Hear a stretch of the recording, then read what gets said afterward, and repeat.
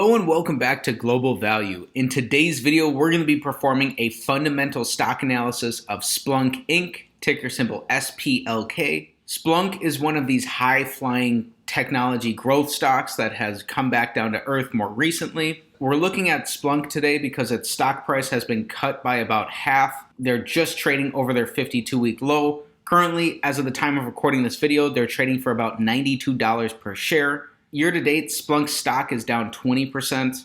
Over the past year, their stock price is down 36%. Going back 5 years, Splunk has returned 10% compounded annually.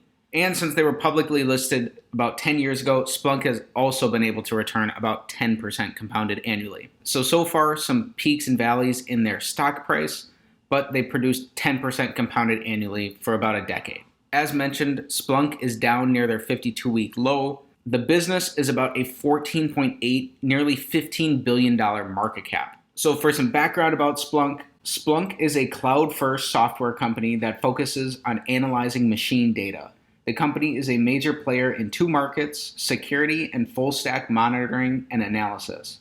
Splunk is currently undergoing a cloud transition as the company weans its on-premise customers over to its cloud products that are delivered as software as a service. The firm's top line consists of the sales of software licenses, cloud subscriptions, and maintenance and support. Splunk Inc. was incorporated in 2003 and is headquartered in San Francisco, California. We'll be performing a fundamental analysis by using a modified version of the 8-pillar analysis originally popularized by Everything Money to take a look at 8 key business metrics of Splunk's financials to come to a holistic and beginning understanding of the business, and then determine how that relates to its stock price overall. With that introduction, let's get right into the analysis. Starting off with pillar number 1, we want Splunk's average 5-year PE to be below 22.5. Currently, they have a negative PE, and over this time frame, they've also had a negative PE. So while it is technically below 22.5, we need that PE to be positive. Splunk is not producing positive earnings, so that's going to be an X on pillar number 1. Pillar number 2, we want their average 5-year return on capital to be above 9%. Over the course of decades, a stock is going to return approximately what its underlying business returns, and the business is going to produce this return on capital. Splunk has had negative returns on capital in all 5 years, meaning that this is the percentage of the value of each dollar invested in the business that the company is currently destroying. So that's not a good sign here. This potentially is a sign that the business is trying to grow too rapidly and isn't able to produce profits. So that's an X on pillar number 2. Pillar number 3, we're looking for 5-year revenue growth.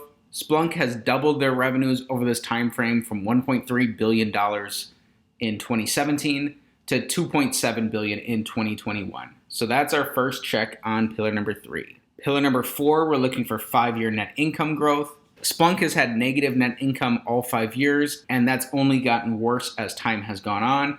This is going to be an X on pillar number 4. Pillar number 5, we're looking for decreasing shares outstanding. When you purchase a share of stock, what you're really buying is a fractional ownership percentage in the underlying business. When a company decreases the shares outstanding, they're buying back stock and increasing your ownership percentage in the business without you having to pay a dime, ultimately meaning that you're entitled to a greater percentage of the company's profits. Splunk has been doing the opposite and issuing new shares and diluting existing shareholders. This is not atypical for other growthy software and tech businesses. It's some dilution, but it's not as bad as some of the others that we've seen. This is still going to be an X on pillar number 5. Pillar number 6, we're looking for 5-year free cash flow growth.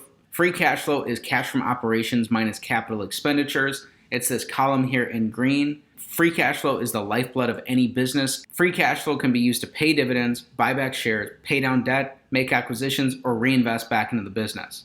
Ultimately, a business is going to be valued based on its abilities to produce free cash flows now and until Judgment Day. So Splunk has had positive free cash flow in 3 out of these 5 years. However, overall, their free cash flow has actually decreased from $242 million down to about $117 million, and their cash from operations has also decreased over this time frame. So that is going to be an X on pillar number 6.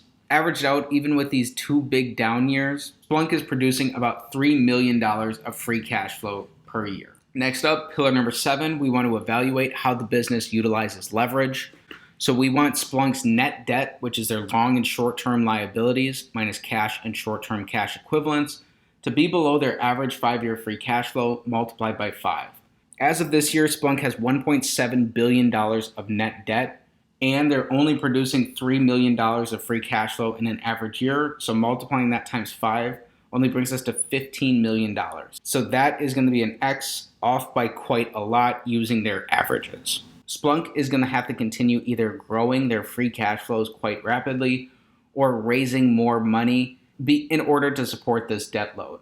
Finally, the big pillar of them all, pillar number 8, we want Splunk's market cap to be below their average 5-year free cash flow multiplied by 20 to give us a starting point as to a reasonable valuation of what to pay for the business. So Splunk currently has a $14.8 billion market cap. Again, averaged out, they're only producing $3 million of free cash flow. When we multiply their average 5-year free cash flow of $3 million times 20, that only gets us to $60 million. So that is quite a far way away from what Splunk's current market cap is. So in summary, Splunk checks the box on 1 out of 8 pillars. The business is only showing high revenue growth, and the rest of those 8 pillars look pretty bad. However, this type of analysis is just a fundamental starting point of determining whether it's worth your while to dig deeper into the business and do further due diligence. If you're interested in learning more about the business, I highly recommend digging into the company's filings, dive into their 10Ks, and really understand what's going on at the company. Before making any investment, you have to think of yourself as if you own 100% of the company and you truly know the ins and outs of the business. This analysis is not financial advice. It's not a recommendation one way or the other. It's up to you as an investor to do further due diligence if you're interested in Splunk. Me personally, this one's going in my too hard pile. I'd be curious to know what Splunk's unit economics look like and how management is thinking of the business from a capital allocation standpoint. Usually you don't see software businesses that have positive free cash flow suddenly having decreases in free cash flows like we saw from Splunk. I'd be curious to learn more about what that's about as well. So that's it for today's fundamental stock analysis of Splunk Inc., ticker symbol SPLK. If you enjoyed the video, please be sure to like the video, subscribe to the channel for more stock analysis videos, and comment down below what business you want me to take a look at next time. Thanks for learning about Splunk with me, and have a great day.